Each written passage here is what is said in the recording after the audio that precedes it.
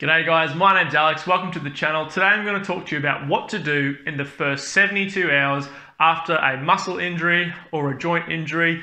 Essentially, you've had a moment in time where something's popped or you've rolled your ankle, you've hurt something, and it's like, what do I do in the first 72 hours after I've injured it? So I'm Alex, I'm a sports physio. I've worked in elite rugby union, rugby league, I've been to the Commonwealth Games, I've worked in high level basketball, and I'm just going to pass on my knowledge to you about what to do in the first 72 hours. So when you finish watching this video, you're going to know exactly the main principles that you should be doing and how you should be managing any of those injuries that you may sustain or may have at the moment. So let's get stuck right into it. Now, if you have acutely hurt something, like a rolled ankle, we want to make sure that it's not fractured, and for a lot of people you need to get this assessed to make sure that it isn't fractured to begin with. But if you've done that, it's been assessed and we know it's not fractured, here's what you're supposed to do in the first 72 hours after an injury. So previously we've done things like RICE, which is rest, ice, compression, elevation, PRICE, protect, rest, ice, compression, elevation. But there's a new acronym that's around that I quite like, which is called Peace and Love. Now you may want to turn off the video right now, but please don't, and I'll explain why I think it's a very important acronym and why it's going to help you manage that injury in the first 72 hours. So the first acronym is PEACE. So the first thing is we want to protect. We want to make sure that we don't injure that site anymore. We're letting it calm down. We're giving it relative rest. We're making sure that we're using it as much as we can, but we're still letting it heal and we're being guided by our symptoms. The next is that we want to elevate. We want to make sure that if we've suffered like a hand or a wrist injury or a lower limb injury, these can swell up and get really sore because our arms are always down by our side. This means that that swelling will pool in that area and it will start to expand. So if you have an ankle injury, a calf injury, that swelling will essentially, with gravity, flood down into the leg or flood down into the arm. So we need to reverse that and elevate it above the heart.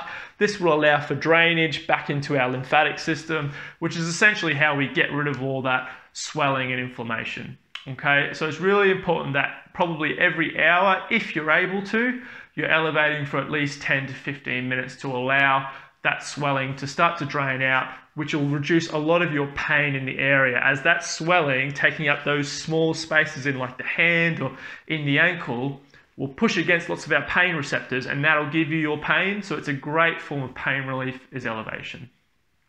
The next thing we want to do is avoid anti-inflammatories. Yes, avoid anti-inflammatories in the first 72 hours. Anti-inflammatories in the first 72 hours are a bad idea.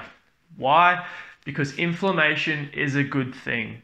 We need inflammation. It is how we start to heal, especially in the first 72 hours after an injury. It's got all the good stuff that's going to allow that muscle to start scarring over, to allow that ligament, to allow that joint to start the healing process.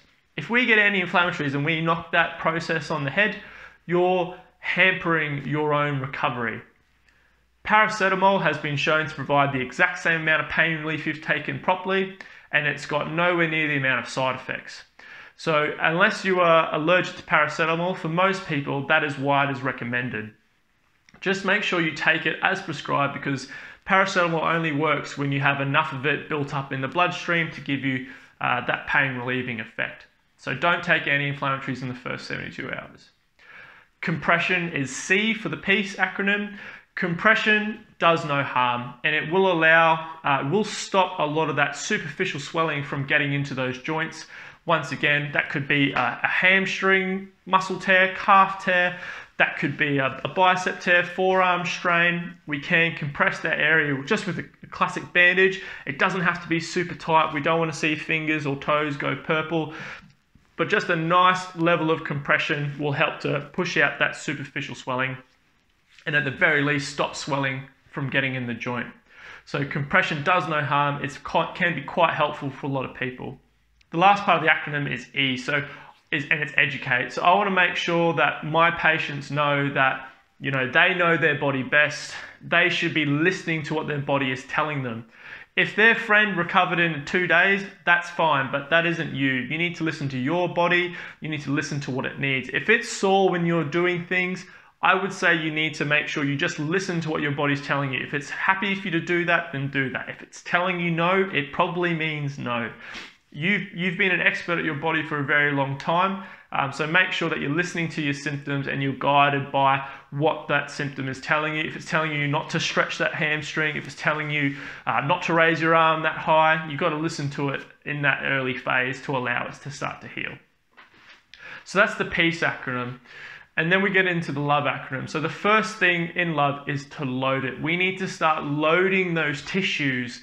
Tissues meaning muscle, meaning tendon, meaning ligament, meaning bone. We need to start loading those tissues because this promotes healing, it promotes adaptation, and will allow you to start to recover. So for a calf injury or a hamstring injury or a quad injury, this is just as simple as starting to walk on it normally. Start to load those tissues normally.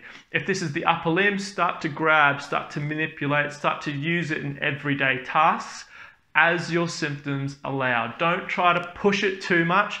Don't fly up and try to grab that cup from the top cupboard if your shoulder's sore, and don't go sprinting off. Loading just means putting weight back into the tissue. Start using those muscles, start using those joints and ligaments, and this will allow that healing response to occur. Especially with things like ligaments, we need to start loading them early to promote adaptation. The second part of the LOVE acronym, which is O, is optimism. We need to be optimistic about our injuries because pain is not just a physical experience. Pain is not just I've torn this muscle. Pain is also the emotional response to that. It's, oh, can I not work with this now? How long am I going to be out? Will I not be able to play sport on the weekend? And then we start to get stressed. And stress, be that a physical stress to the body as in a tear or mental stress, both fills the same cup. And when that cup starts to overflow, we start to catastrophize, we start to make pain worse, and our pain experience starts to come worse. So stay positive. Hopefully watch a video like this that'll reassure you that things will get better. And then start keeping your mind active as well as your body active as much as possible. So stay optimistic about your injuries, it will get better. The V in LOVE is vascularization or blood flow. Now, blood flow is really, really important because red blood cells actually helps, they transport a lot of the good stuff to the injured areas. And if we can have more blood flow occurring, that's going to allow for that healing process to speed up just that little bit and get you better faster. So that doesn't mean if you've got a calf tear, go for a run. So you runners out there, I'm watching you, you need to not do that. What you do need to do though is do some cross training. So if it was my calf or my shoulder that was sore, I could do single arm crank or ski erg. I could do single leg bike. I could do a bit of swimming in the pool, just trying to elevate my heart rate, because if I elevate my heart rate, the blood will get circulated around the body. This will allow myself to heal that little bit faster and help me flush out a lot of that swelling that's in that area. As swelling is removed from the body via a muscle pump, which is essentially if you use your muscles, it helps. So just make sure that if you can train around the injury and start to increase your blood flow. And then finally, the last part is exercise. So load was more walking and starting to use it. But by the back end of this 72 hours, we're starting to want to get into some exercise. We want to start to really load those tissues. We're going to start getting our mobility back. We're going to start getting all our joint range of motion back. If we've hurt our elbow or our knee or our ankle, we're getting that range of motion back. We're not letting it get stiff. We gave it some rest in the first 48 to 72 hours, but now we're starting to use it at the end of that 72 hours. And then as soon as we can, we're starting to get some strength into it. If I tore my calf, I might just be doing some basic calf pushes. If it was my bicep, I'm doing some very gentle bicep exercises. And then things like balance if it's like a joint injury. So we're getting mobility, strength, balance. We're starting to rehabilitate that injury. And that process isn't just 72 hours. That might be 4 weeks, 6 weeks, 12 weeks, depending on the extent of your injury. But make sure that you rehab it past the point of pain, meaning as soon as pain stops, your injury is not over. Because if you've torn something, when the pain goes away, it's still going to be a weaker muscle and you need to rehabilitate it properly. And I'm going to cover that in another video.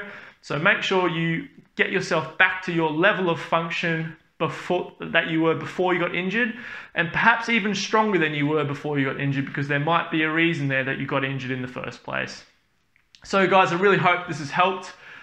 Peace and love is the acronym that I like to use today, and it's one I use with all my elite athletes at the moment.